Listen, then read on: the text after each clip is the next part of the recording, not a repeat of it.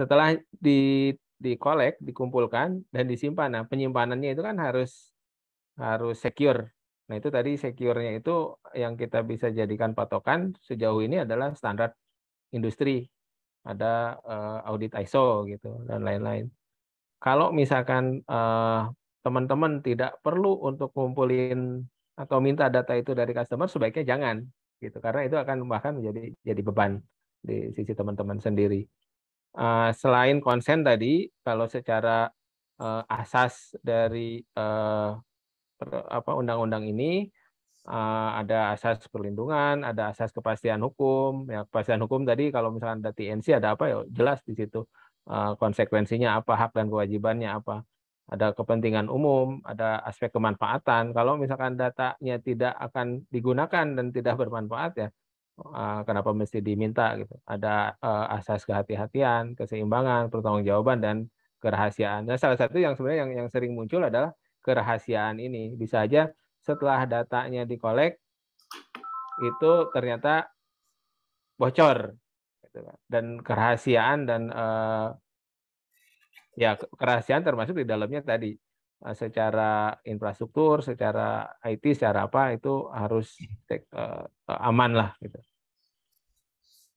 Mungkin mau menambahkan Mbak Cindy. Jadi mungkin yang disampaikan tadi adalah gimana caranya kita memprotek dan bahayanya kalau data bocor. Cuma sebenarnya pengelolaan data pribadi yang baik ini dengan sesuai dengan regulasi ini juga bisa menjadi keuntungan juga untuk pengelola platform digital. Contohnya mungkin ada beberapa teman-teman di sini yang platform digitalnya berupa koperasi, berupa yang untuk tadi ada Modern Farm misalnya, contohnya ada Join, ada yang lainnya gitu ya, yang mungkin nanti akan menghubungkan dengan fasilitas keuangan, financial service. Nah, keuntungannya apa sih pada saat sudah memanage identitas digital yang dengan sertifikat elektronik ini gitu ya. Jadi pada saat customer sudah tersertifikasi secara elektronik gitu ya, kita pada saat ingin mendapatkan akses ke jasa keuangan, misalnya nanti teman-teman di sini ingin memberikan add-on service berupa pembiayaan, pendanaan bagi usernya gitu ya, itu bisa dengan mudah memberikan data dari si usernya, tentunya dengan konsen dari usernya, konsen dari end usernya ke perbankan. Jadi tidak lagi terpisah untuk akses keuangannya gitu. Bisa dihandle di dalam platform dari teman-teman di sini dengan tujuan untuk membantu user-usernya untuk scale up bisnisnya dengan akses modal.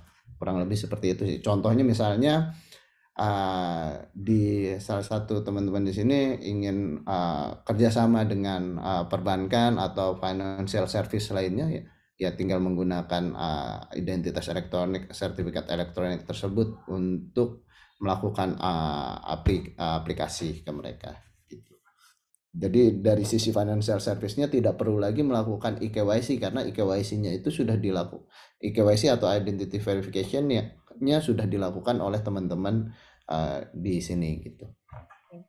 Kadang memang kan dari sisi customer-nya ada juga yang ngerasa kayak, ini kenapa gue harus isi data lagi gitu, kemarin udah ngisi lagi, sekarang ngisi lagi gitu, jadi ribet kan. Betul. Jadi bisa ya connected lah ya ke kan kita mau apa namanya, mau ada kerjasama dengan apa gitu, jadi nggak perlu, jadi customer juga nggak ribet gitu.